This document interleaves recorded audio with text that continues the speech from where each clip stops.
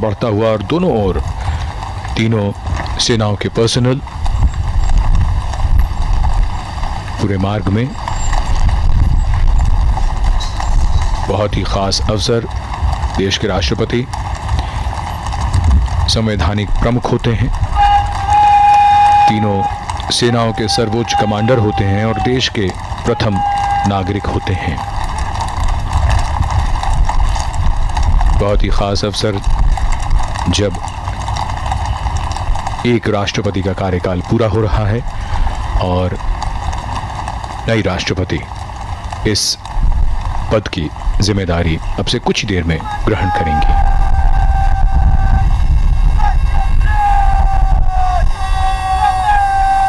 There invariably is, as a form of mainstream dialogue, a recurring reference to the values a democratic nation rests on, and moving these values from paper to people is the true test of democratic governance.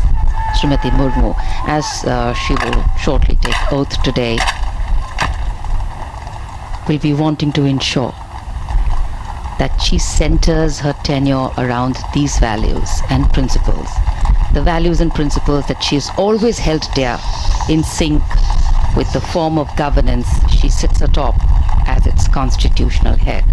Principles of action that sustain society and democracy to be stable and successful at both the political and social levels. And it is because the scope of these often are justified and vehemently defended values is so far-reaching that they are debated and discussed at the public level. The President's limousine on its way to gate number 5.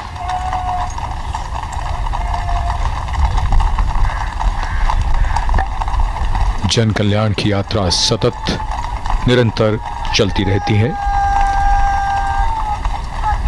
भारतीय लोकतंत्र के लिए एक बेहद शानदार दिन, जहां सर्वोच्च संवैधानिक पदों पर किस तरीके से हस्तांतरण होता है, ये इसके हम सब गवाह बन रहे हैं, साक्षी बन रहे हैं। और ये हमारे लोकतंत्र की, हमारी लोकतांत्रिक विरासत की ये खूबसूरत तस्वीर।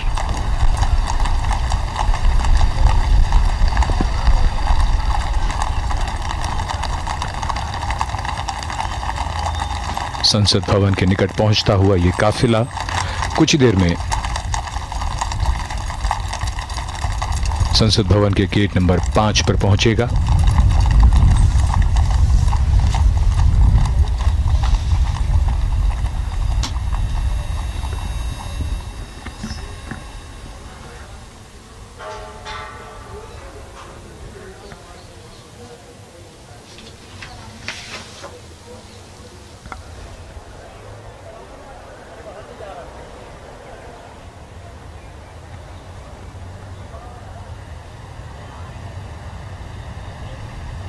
The carcade making its entry to Parliament House.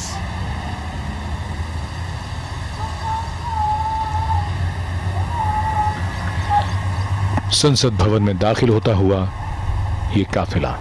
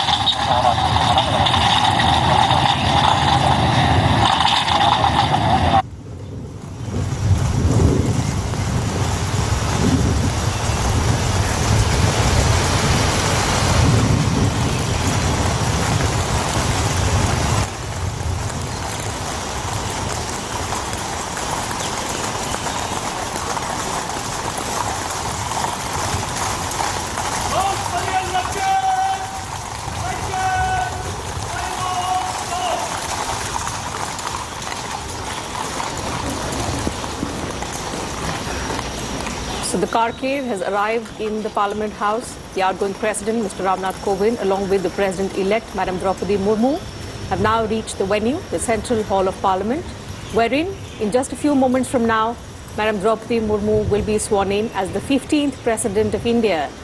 Only the second woman President of the country, the first tribal President, also the youngest President India has ever had. The President-elect being welcomed by Rajya Sabha Chairman M. Venkaiah Naidu. Along with him is Chief Justice of India, Mr. N.V. Ramanna, Lok Sabha Speaker Om Birla as well. Both the outgoing President and the President-elect being accorded the welcome outside the Central Hall of Parliament.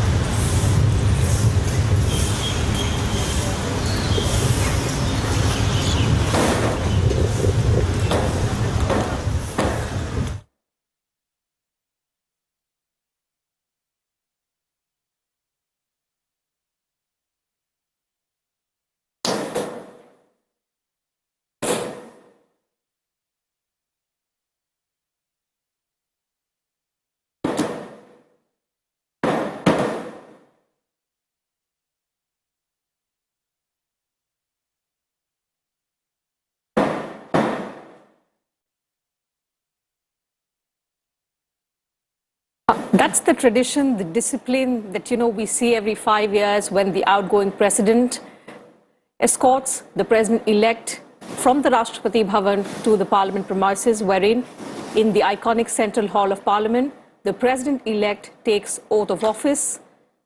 Madam Draupadi Murmu will, in a short while from now, take oath as the 15th President of India in the presence of Rajya Sabha Chairman M. Venkaiah Naidu, Lok Sabha Speaker Om Birla, Prime Minister Narendra Modi, members of the Union Cabinet, also the Chief Ministers of various states, state governors as well, and a host of other dignitaries in attendance inside the Central Hall of Parliament. Chief Justice of India, Mr. N.V. Ramanna, will administer the oath of office to Madam Draupadi Murmu, who will, in a short while from now, take oath as the 15th President of India from the iconic Central Hall of Parliament. बिल्कुल अपने आप में ये ऐतिहासिक तस्वीरें कुछ ही पलों में नवनिर्वाचित राष्ट्रपति द्रौपदी मुर्मू देश के सर्वोच्च संवैधानिक पद की शपथ लेंगी। आजादी के बाद जन्म लेने वाली वो पहली राष्ट्रपति होंगी, साथ ही दूसरी महिला राष्ट्रपति और जनजातीय समुदाय से राष्ट्रपति पद तक का सफर तय करने वाली पहली महिला।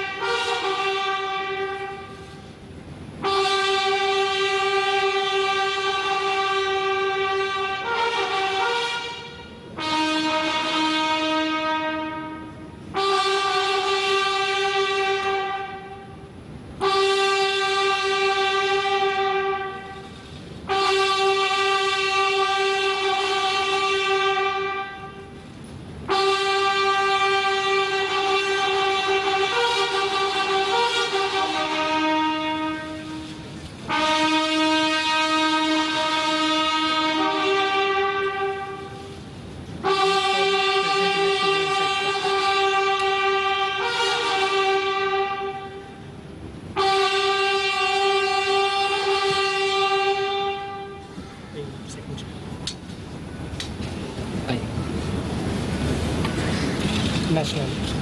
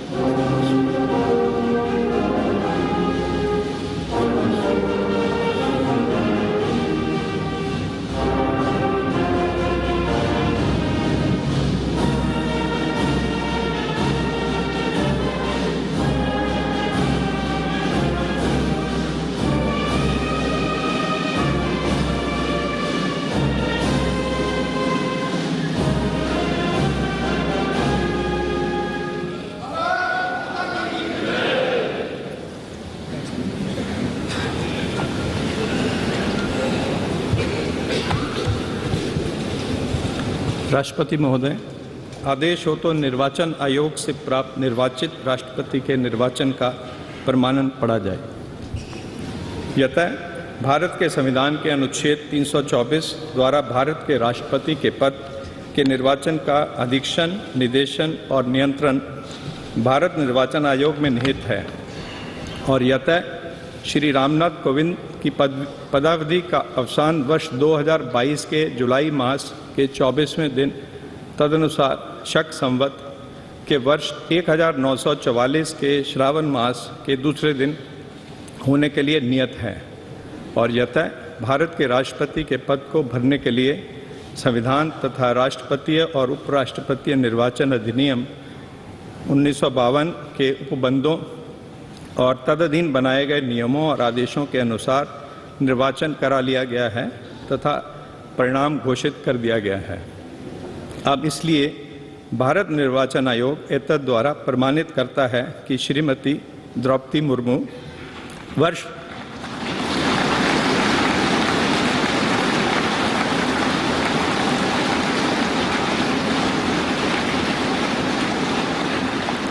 वर्ष 2022 के जुलाई मास के 21वें दिन तदनुसार शक संवत के वर्ष 1944 के आषाढ़ मास के 30वें दिन भारत के राष्ट्रपति पद के लिए सम्यक रूप से निर्वाचित हो गई हैं।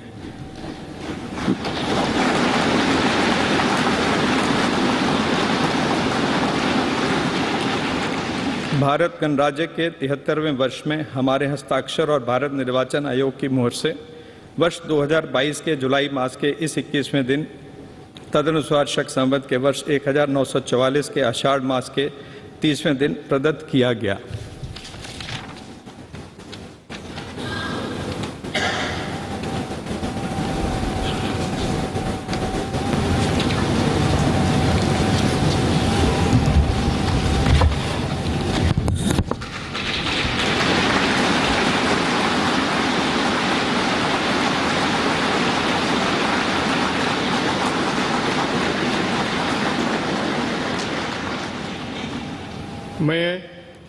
मैं द्रौपदी मुर्मू ईश्वर की शपथ लेता हूँ कि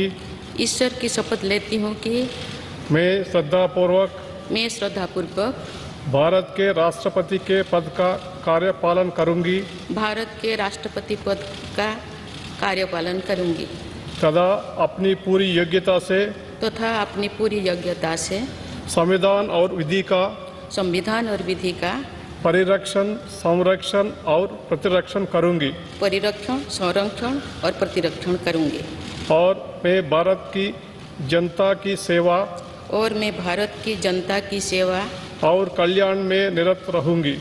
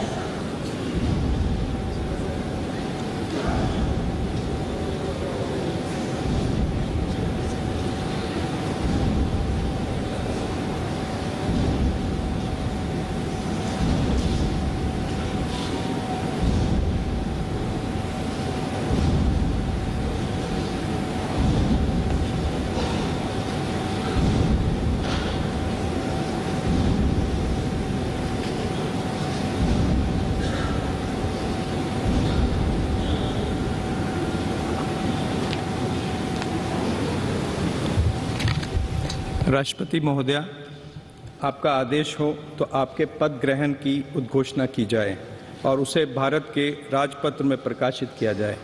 इसकी सूचना प्रमुख सेना केंद्रों तथा विदेश स्थित सभी भारतीय मिशनों, राज्य सरकारों तथा संघ शासित प्रदेशों क्षेत्रों के प्रशासकों को भेजी जाए। भारत सरकार के सभी मंत्रालयों और विभागों को भी सूचना तथा आवश्यक आदेश जारी करने हेतु भेजा जाए।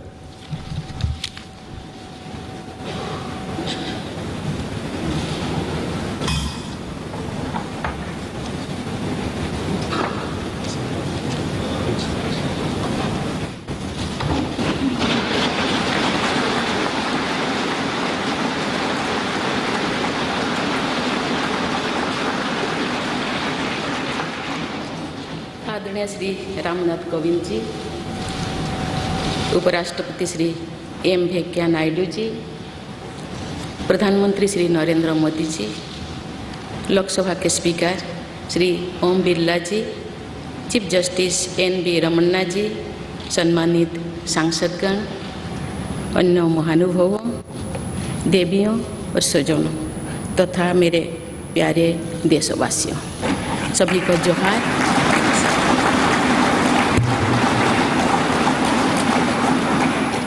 भारत के सर्वोच्च संवैधानिक पद पर निर्वाचित करने के लिए मैं सभी सांसदों और सभी विधानसभा सदस्यों का हार्दिक आभार व्यक्त करती हूँ। आपका मत देश के करोड़ों नागरिकों के विश्वास की अभिव्यक्ति है। मैं भारत के समस्त नागरिकों की आशा, आकांक्षा और अधिकारों की प्रतीक इस पवित्र संसद से सभी देशवासियों का पूरी विनम्रता से अभिनंदन करती हूँ।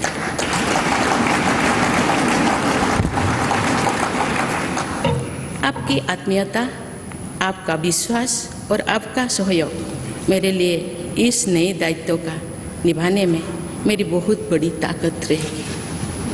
मुझे राष्ट्रपति के रूप में देश ने एक ऐसे महत्वपूर्ण कालखंड में चुना है जब हम अपनी आज़ादी का अमृत महोत्सव मना रहे हैं।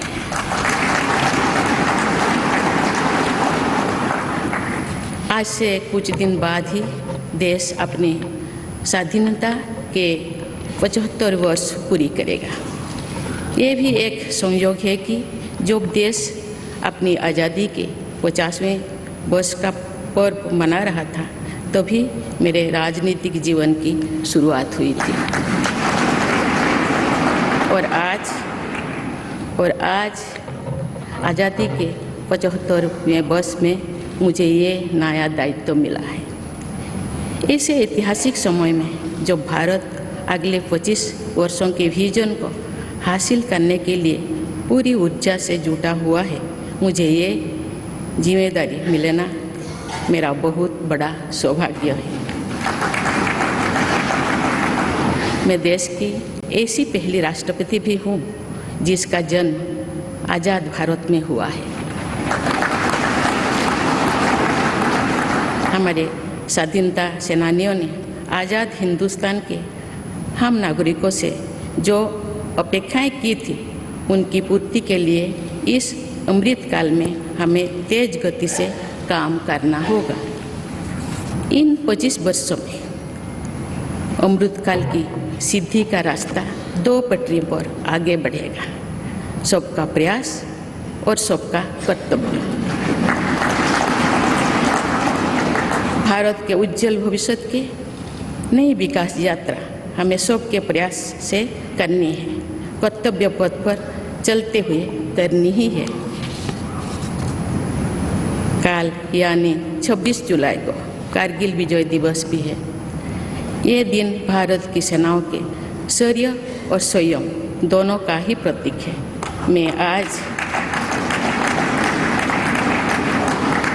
मैं आज देश की सेनाओं को तथा देश के समस्त नागरिकों को कारगिल विजय दिवस की अग्रिम शुभकामनाएं देती हूँ।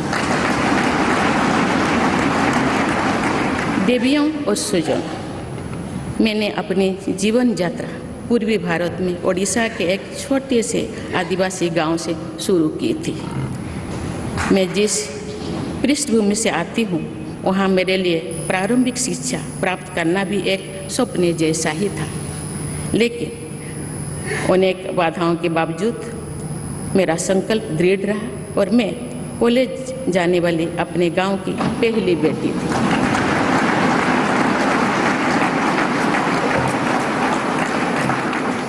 मैं जनजातीय समाज से हूँ और वार्ड काउंसिलर से लेकर भारत के राष्ट्रपति बनने तक का अवसर मुझे मिला है। ये लोकतंत्र की जननी भारतवर्ष की महानता है। ये हमारे लोकतंत्र की ही शक्ति है कि उसमें एक गरीब घर के पैदा होने बेटी, दूर सुदूर आदिवासी क्षेत्र में पैदा हुई बेटी भारत के सर्वोच्च संवैधानिक पद तक पहुंच सकती है। राष्ट्रपति के पद पहुंचना मेरी व्यक्तिगत उपलब्धि नहीं है, ये भारत की प्रत्येक गरीब की उपलब्धि है।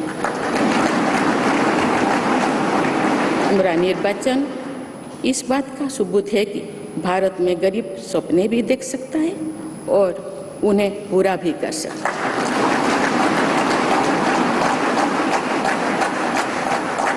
और ये मेरे लिए बहुत संतोष की बात है कि जो सदियों से वंचित रहे, जो जीवन विकास के लाभ से दूर रहे, वे गरीब, दलित, पिछड़े तथा आदिवासी मुझे ये अपना प्रतिबिंब देख सकते हैं। मेरे इस निर्वाचन में देश के गरीब व का आशीर्वाद शामिल है। देश की करोड़ों महिलाओं और बेटियों के सपनों और सामर्थ्य की झलक है। मेरे इस निर्वाचन में पुराने लीग से हटकर नए रास्ते पर चलने वाले भारत के आज के युवाओं का साहस भी शामिल है। ऐसे प्रगतिशील भारत का नेतृत्व करते हुए आज मैं खुद को गौरवान्वित महसूस कर रही हूँ। मैं आज समस्त देशवासियों को, विशेषकर भारत के युवाओं को तथा भारत की महिलाओं को ये विश्वास दिलाती हूँ कि इस पद पर कार्य करते हुए मेरे लिए उनके हित सर्वोपरि होंगे। देवियों और स्वजनों, मेरे सामने भारत के राष्ट्रपति पद की ऐसी महान विरासत है जिसने विश्व में भारतीय लोकतंत्र की प्रतिष्ठा का निरंतर मजबूत किया है। देश के प्रथम राष्ट्रपति डॉक्टर राजेंद्र प्रसाद से लेकर श्री रामनाथ कोविंद जी तक अनेक विभूतियों ने इस पद को सुशोभित किया है। इस पद के साथ साथ देश ने इस महान परंपरा के प्रतिनिधित्व का दायित्व भी मुझे सौंपा है। संविधान के आलोक में मैं पूरी निष्ठा से अपने कर्तव्यों का निर्वहन करूंगी। मेरे लिए भारत के लोकतांत्रिक सांस्कृतिक आदर्श और सभी देशवासी हमेशा मेरे ऊर्जा के स्रोत रहेंगे।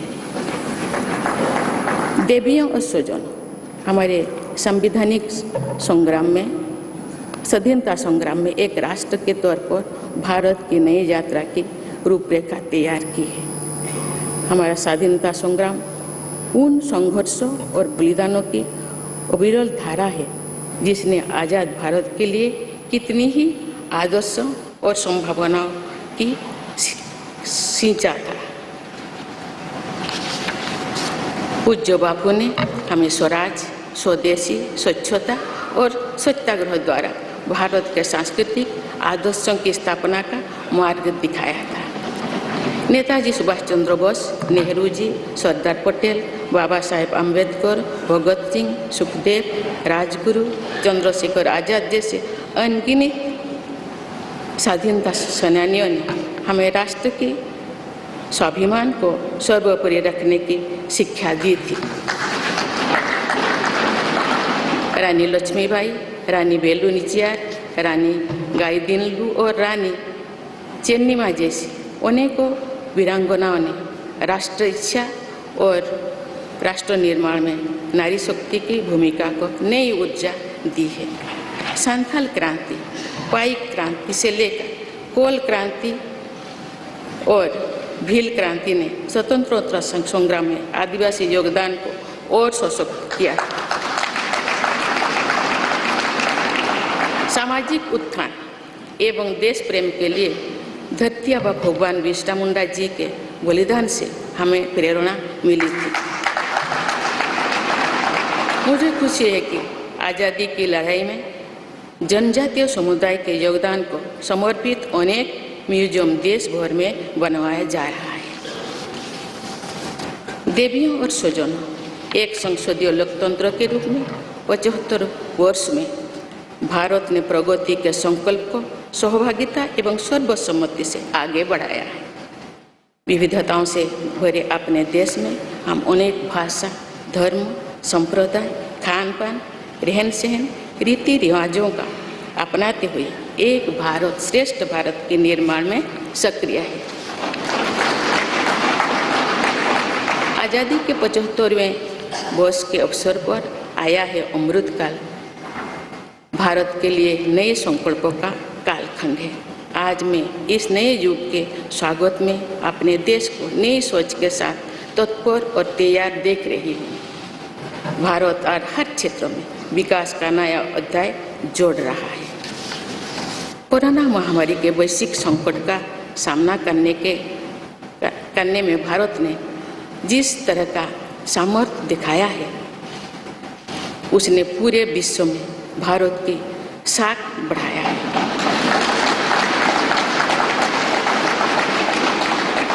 हम हिंदुस्तानियों ने अपने प्रयासों से न सिर्फ इस वैश्विक चुनौती का सामना किया, बल्कि दुनिया के सामने नए मापदंड भी स्थापित की। कुछ दिन पहले भारत ने कोरोना वैक्सीन की 200 करोड़ डोज लगाने का कीर्तिमान बनाया है। इस पूरी लड़ाई में भारत के लोगों ने जिस संयम, साहस और सहयोग का परिचय दिया, वो एक समाज के रूप में हमारी बढ़ती हुई शक्ति और संवेदनशीलता का प्रतीक है। भारत ने इन मुश्किल हालात में न केवल खुद को संभाला, बल्कि दुनिया की मदद भी की। कोरोना महामारी से बने माहौल में आज दुनिया भारत को नए विश्वास से देख रही है। दुनिया की आर्थिक स्थिरता के लिए, सप्लाई चेन की सुगमता के लिए और वैश्विक शांति के लिए दुनिया को भारत से बहुत उम्मीदें हैं। आगामी महीनों में भारत अपनी अध्यक्षता में G20 ग्रुप की मेजबानी भी करने जा रही है। इसमें दुनिया के 20 बड़े देश भारत की अध्यक्षता में वैश्विक विषयों पर मंथन करेंगे। मुझे विश्वास है भारत में होने वाले इस मंथन से जो निष्कर्ष और नीतियाँ निर्धारित होंगे, उनसे आने वाले दशकों की दिशा तय होगी। देवियों और स्वजनों, दशकों पहले मुझे रायरंगपुर में श्री अरबिंदो इंटीग्रल स्कूल में शिक्षक के रूप में कार्य करने का अवसर मिला था। कुछ ही दिनों के बाद श्री अरबिंदो जी की 150वीं जन्म जयंती मनाई जाएगी। शिक्षा के बारे में श्री अरबिंदो के विचारों ने मुझे निरंतर प्रेरित किया है। जन प्रतिनिधि के रूप में विभिन्न पदों पर कार्य करते हुए और फिर राज्यपाल के रूप में भी मेरा शिक्षण संस्थानों के साथ सक्रिय जुड़ाव रहा है। मैंने देश के युवाओं के उत्साह और आत्मबल को करीब से देखा है। हम सभी के श्रद्धेय अटल जी कहा करते थे कि देश के युवा जब आगे बढ़ते हैं तो वे सिर्फ अपने ही भाग्य नहीं बनाते बल्कि देश का भी भाग्य बनाते हैं।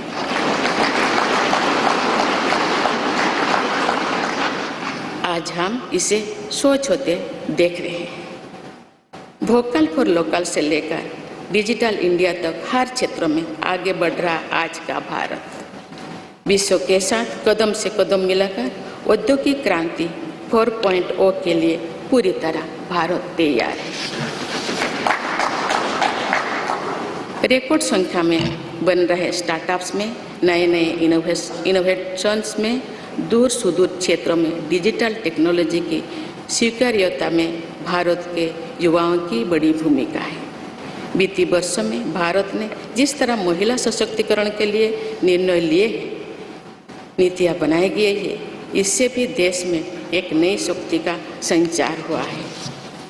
मैं चाहती हूँ कि हमारी सभी बहनें व बेटियाँ अधिक से अधिक सशक्त हो तथा वे देश के हर क्षेत्र में अपना योगदान बढ़ाती रहें।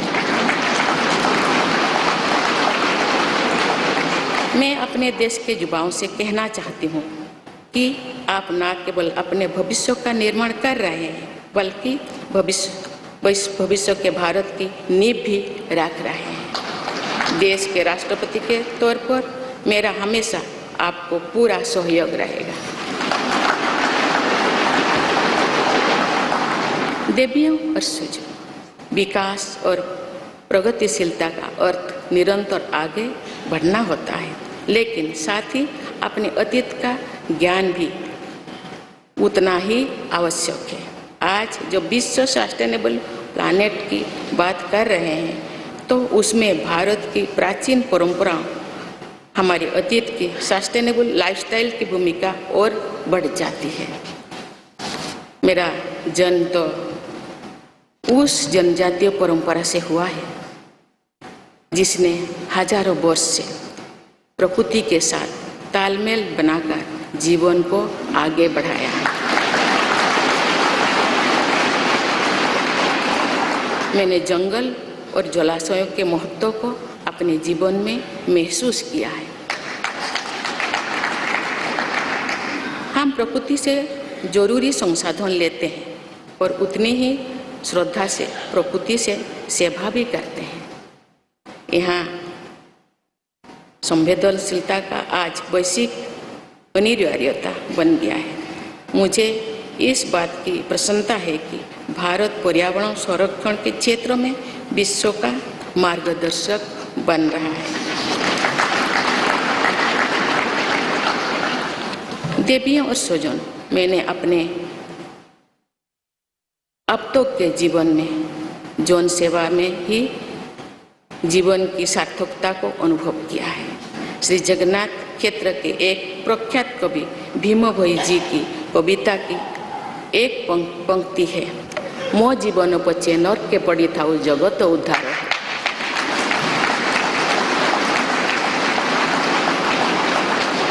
अर्थात अपने जीवन के हित और हित से बड़ा जगत कल्याण के लिए कार्य करना होता है। जगत कल्याण की इसी भावना के साथ मैं आप सब के विश्वास पर खरा उतरने के लिए पूरी निष्ठा व लगन से काम करने के लिए सदैव तत्पर रहूँगी। आइए हम सभी एकजुट होकर समर्पित भाव से कर्तव्य पथ पर आगे बढ़े तथा वैभवशाली व आत्मनिर्भर भारत का निर्माण करें। धन्यवाद। जय हिंद, जय Bharat.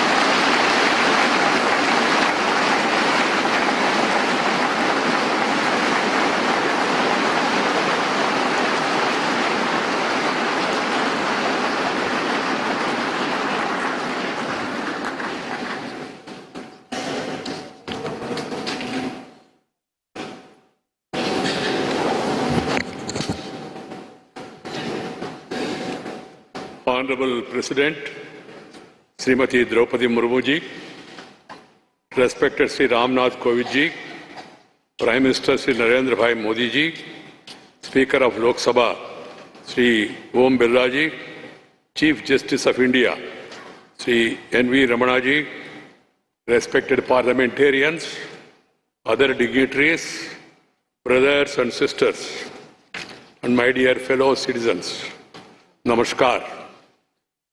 Madam President, you have just addressed the members of the Parliament.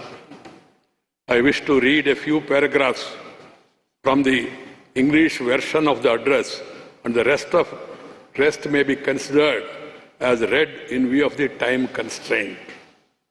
I express my heartfelt gratitude to all members of Parliament and legislative assemblies for electing me to the highest constitutional post of India. Brothers and sisters, we have to work at a fast pace in this Amrit Kal to fulfill the expectations of our freedom fighters from the citizens of independent India. In these 25 years, the path to attain the goals of Amrit Kal will proceed on two tracks, Sabka Prayas or Sabka Kartavya, everyone's efforts and everyone's duty.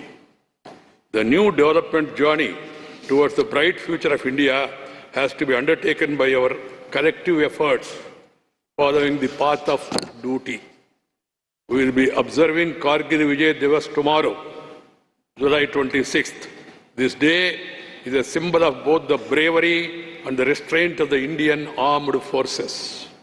Today, I extend my best wishes in advance to the armed forces of the country and to all the citizens of India. Brothers and sisters, growth and progress mean continuously marching ahead, but equally important is awareness about one's past. Today, when the world is talking about sustainable planet, the role of India's ancient traditions and sustainable lifestyle becomes more important. I was born in the tribal tradition which has lived in harmony with the nature for thousands of years. I have realized the importance of forests and water bodies in my life.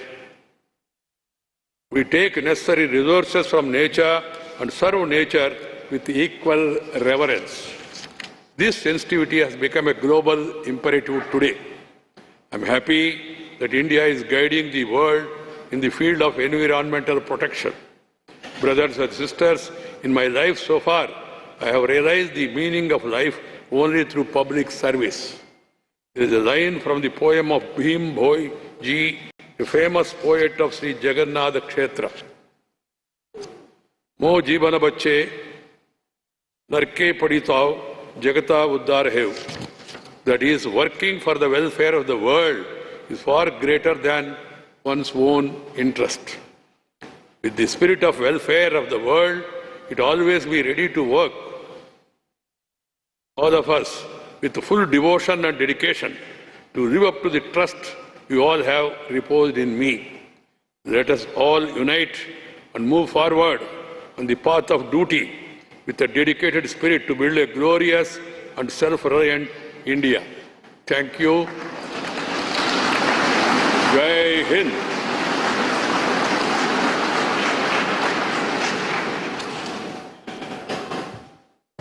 राष्ट्रपति महोदया, आपकी आज्ञा हो तो समारोह की कार्यवाही समाप्त की जाए।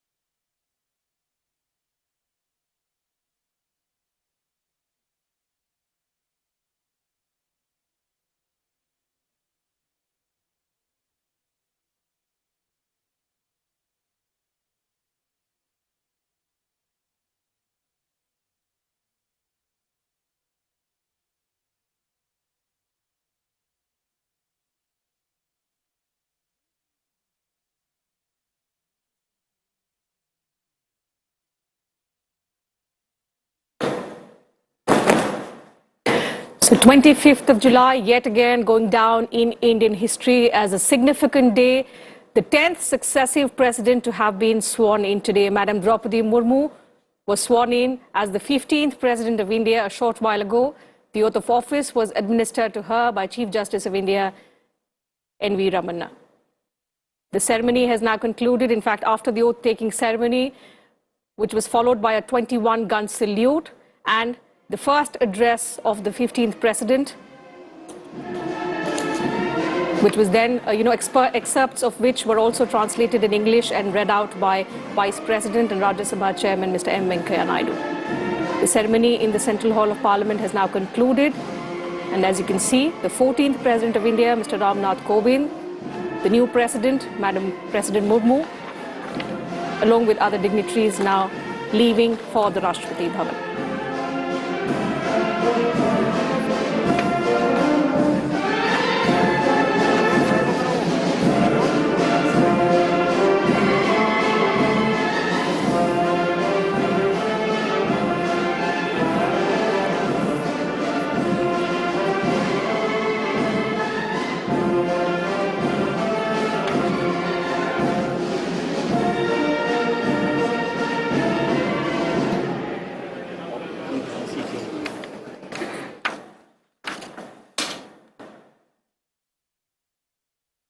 तो तमाम इतिहास जो आज इस शपथ ग्रहण समारोह के साथ हमने बनते देखे, आज़ादी के बाद जन्म लेने वाली पहली राष्ट्रपति देश को मिली है। साथ ही हम देख रहे हैं कि अब राष्ट्रपति द्रौपदी मुर्मू राष्ट्रपति भवन की ओर रवाना होंगी और राष्ट्रपति भवन के फोरकोर्ट में हैंडिंग ओवर सेरेमनी होगी और इसके बाद राष्ट्रपति भवन से रामनाथ कोविंद विदा होंगे।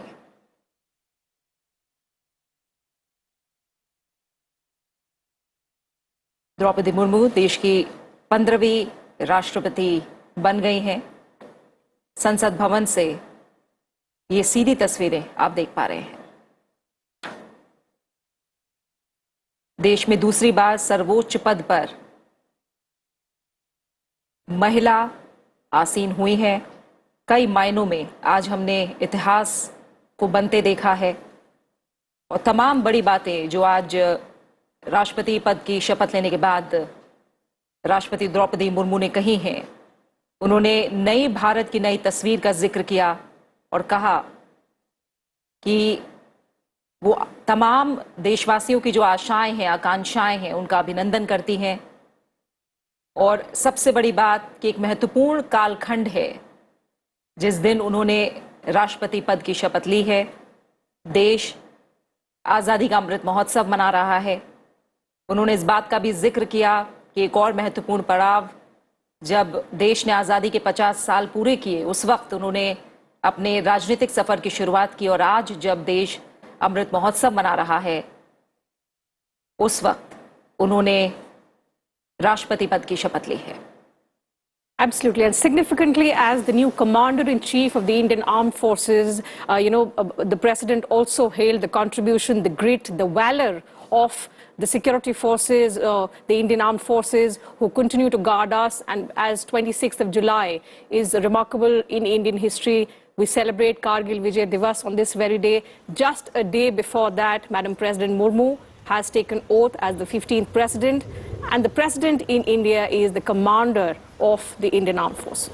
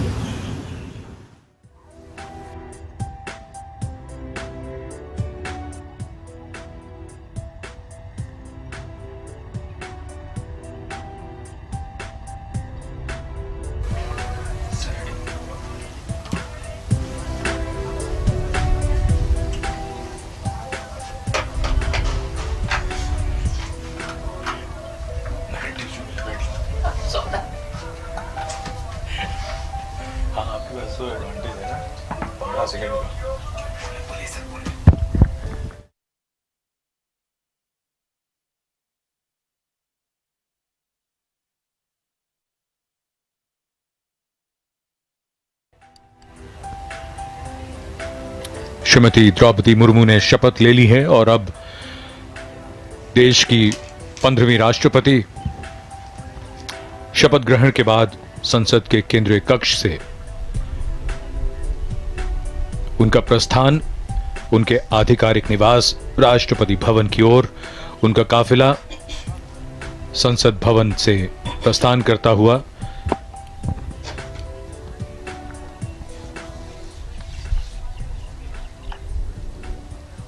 (25 जुलाई 2022 का दिन इतिहास में दर्ज होता हुआ देश के छठे राष्ट्रपति नीलम संजीव रेड्डी ने 25 जुलाई 1977 को शपथ ली थी। उसके बाद हर राष्ट्रपति ने अपना कार्यकाल पूरा किया है और 25 जुलाई को ही शपथ ली है।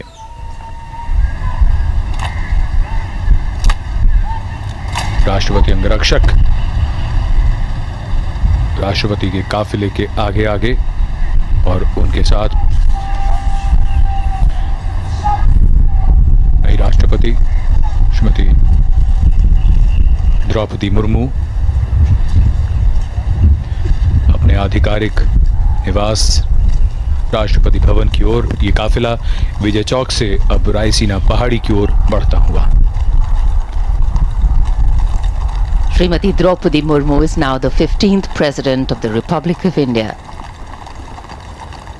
She now sits as the constitutional head of the nation.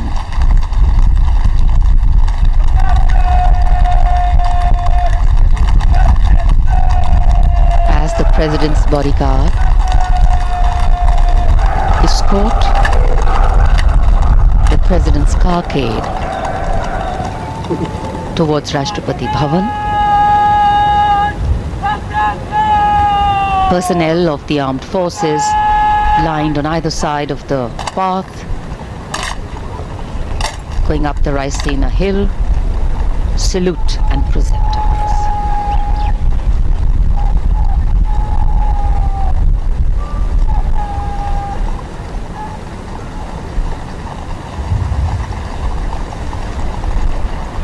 It's a special day for the nation, not only because of Srimati Murmu's selection and election as President, a great message for democracy in itself, but also witnessing the graceful, smooth transition of power. The exchanging of positions as seated in the vehicle, the exchanging of positions as seated in the study, all indicative of how power transitions.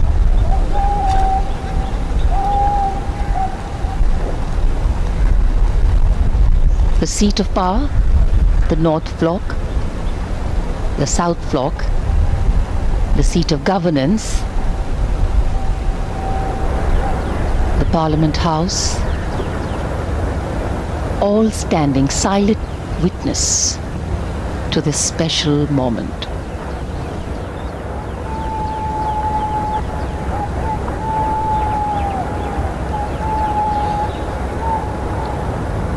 ये समारोह बेहद भव्य और परंपरा से भरा हुआ। इसमें ध्यान से देखें तो ये समझ में आएगा कि किस तरह शपथ ग्रहण से पहले और बाद में जो क्रम होता है पूर्व राष्ट्रपति का और वर्तमान राष्ट्रपति का, वो किस प्रकार से बदलता है। और यही हमारे इस प्रजातंत्र की विशेषता है, जहां हस्तांतरण सर्वोच्च संवैधानिक पद पर जिस प्रकार से होता है वो मिसाल है। और पारंपरिक भव्यता के साथ इन कर्तव्यों का निर्वाह किया जाता है। एक नया अध्याय भारत के प्रजातांत्रिक इतिहास में जुड़ता हुआ भारत की 15वीं राष्ट्रपति श्रीमती द्रौपदी मुर्मू और उनके साथ अब पूर्व राष्ट्रपति श्री रामनाथ कोविंद राष्ट्रपति भवन की ओर अग्रसर हैं। विजय चौक से रायसीना पहाड़ी की ओर दोनों ओर तीनों सेवाओं के पर्सनल तैनात उन्हें सम्मान देते हुए और सजीले घुड़सवार अंगरक्षक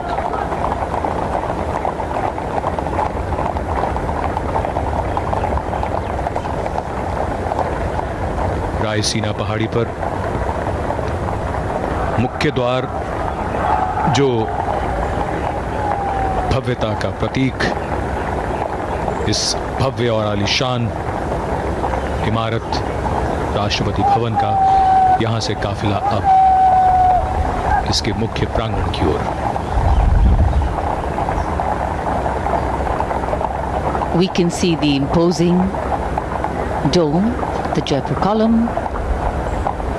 and the pathway leading up to the forecourt of Rashtrapati Bhavan.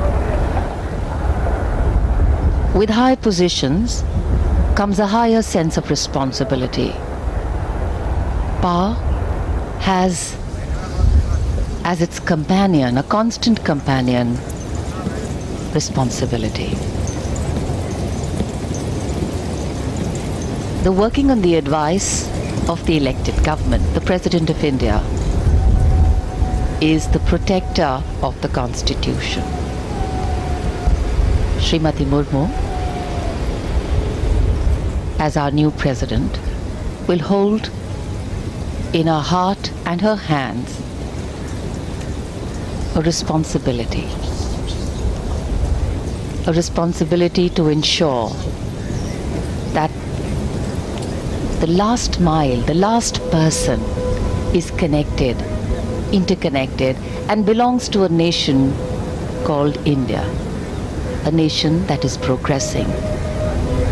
The last person has an equal share in the growth, prosperity, and progress of the nation to actually make democracy truly meaningful.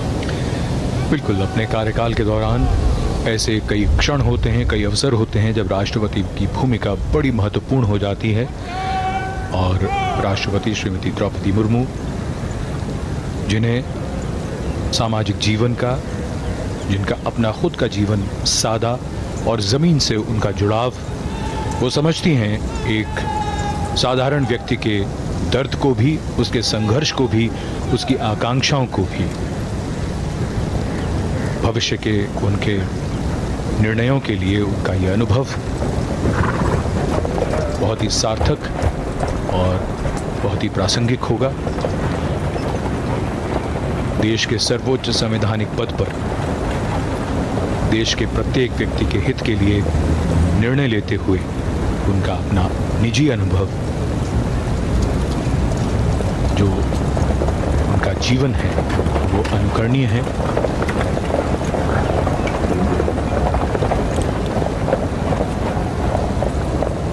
In fact, Srimati Draupadi Murmu started her political career at the grassroots levels as a councillor.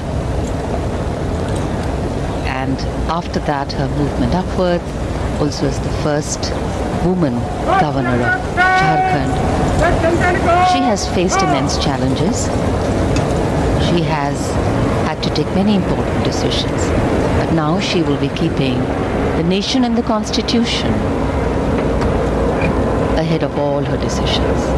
Arriving here at the forecourt of Rashtrapati Bhavan, to her official residence now.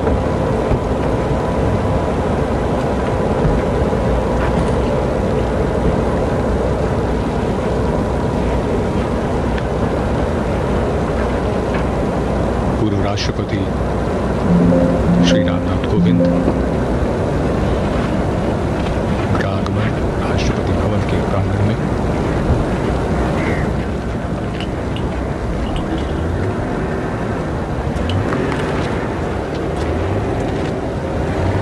राष्ट्रपति श्रीमती द्रौपदी मुर्मू सलामी देगा राष्ट्रीय salute मध्य अबतक।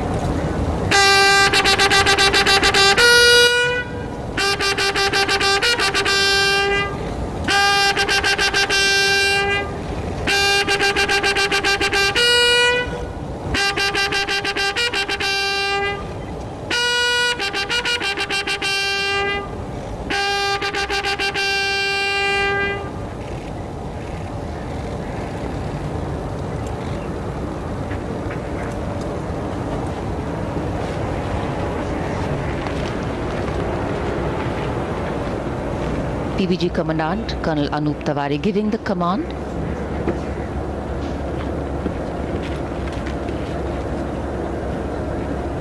The President of India, Srimati Draupadi Murmu, boarding her vehicle along with former President Shri Ramnath Kovind.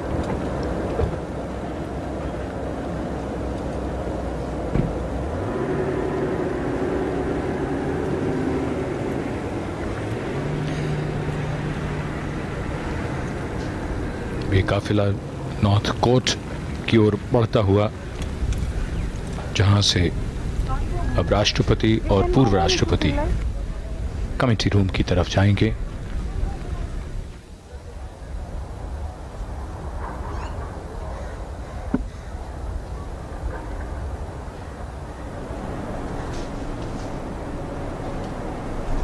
Here at the North Court, awaiting the arrival of the new president, personnel and staff of Rashtrapati Bhavan.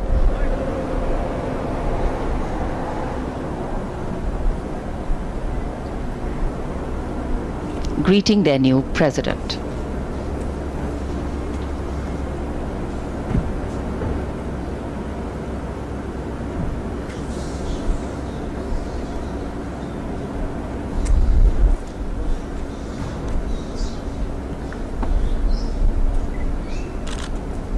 Rashtrapati Bhavan स्वागत कर रहा है नए राष्ट्रपति का, श्रीमती द्रौपदी मुर्मू और उनके साथ पूर्व राष्ट्रपति श्री रामनाथ कोविंद।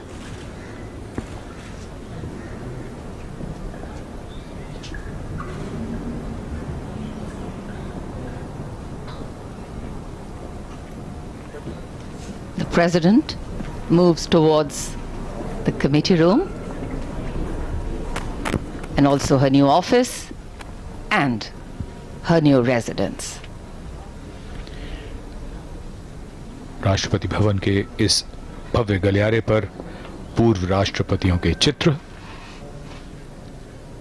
कावेरी जो कमेटी रूम है उस ओर प्रस्थान। This magnificent building, sandstone, pink and cream, the Rashtrapati Bhavan has a fabulous history of its own.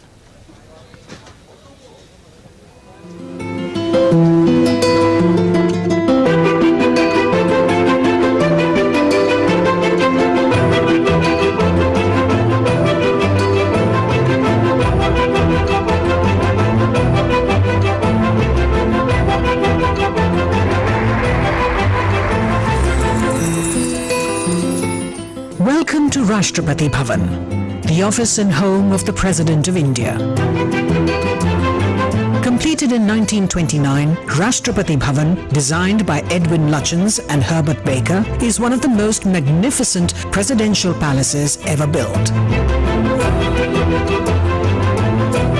The erstwhile symbol of colonial power and imperial domination is today representative of Indian democracy, of its inclusiveness, plurality and secularism.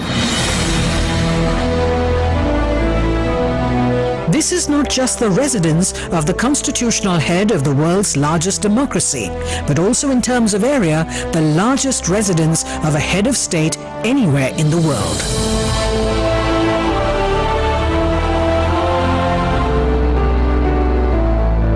The office of the President is called the Study. This is the formal meeting place for the President where he receives his guests and visitors. Murals by eminent artist Sukumar Bose inspired the look and color scheme of the Study. Gifts received by various presidents adorn the study.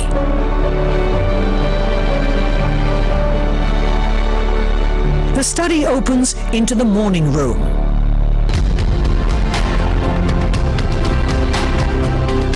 The president meets dignitaries here.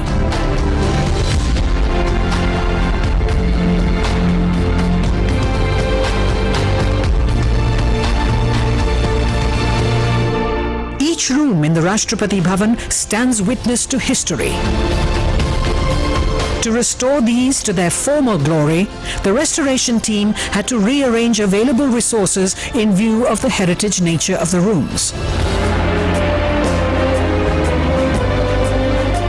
Work was undertaken in each room to revive its distinct character, just like the way they were originally meant to be. Fascinating works of art by reputed Indian and European artists were restored to add character to the walls.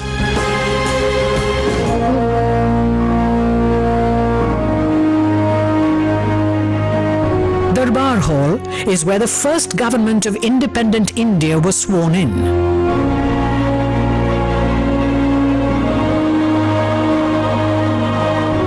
Lutyens designed new viceregal thrones for the Darbar Hall to replace those from Government House in Calcutta.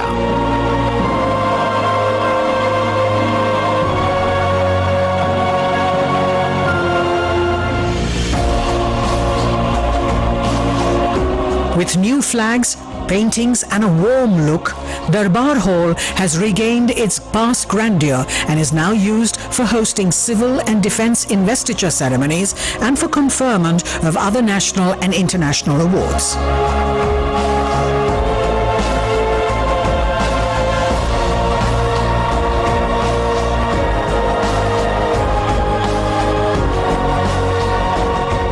Next to Darbar Hall is the library.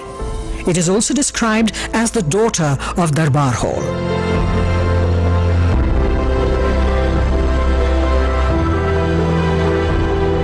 Besides priceless publications from the 19th century onwards, it also has more than 2,000 rare books. They are now being digitized and preserved for posterity.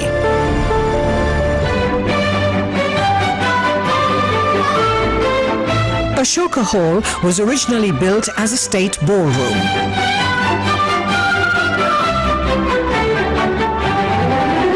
It is now the venue for accepting credentials of foreign envoys and other formal functions.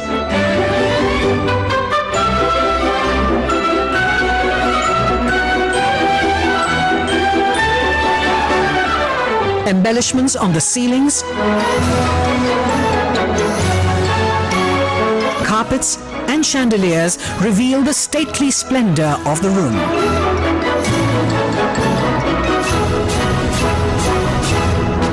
The New Age President's Estate is gearing up to present itself as a prime tourist attraction with 3 distinct tourist circuits: the main building, gardens, and museums.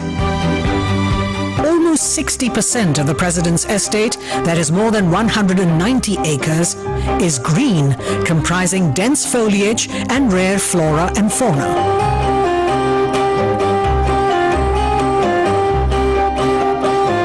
Besides the spiritual, herbal, cactus, and nakshatra gardens, it includes the sprawling Mughal gardens.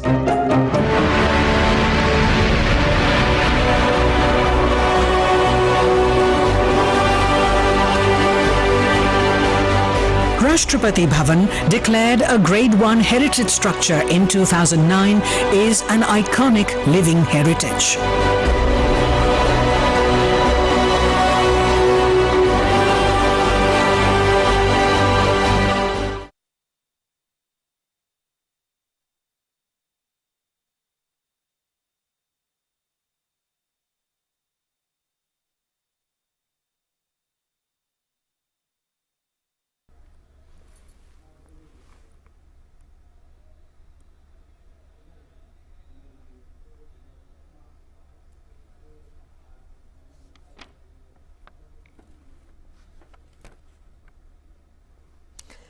तू ना रुकेगा कभी, तू ना झुकेगा कभी, तू ना मुड़ेगा कभी, कर शपथ कर शपथ कर शपथ। जी हाँ, आपने देखा कि किस तरह से भारत की 15वीं राष्ट्रपति के तौर पर द्रौपदी मुर्मू ने शपथ ली और उनका ये जो सफ़र है वो संघर्ष से शिखर तक, यानी रायरंगपुर से सीधा रायसीना हिल्स तक कैसे अब राय तब्दील करेगा, तमाम बड़ी बातें उन्होंने आज अपने संबोधन में कही। साफ तौर पर उन्होंने कहा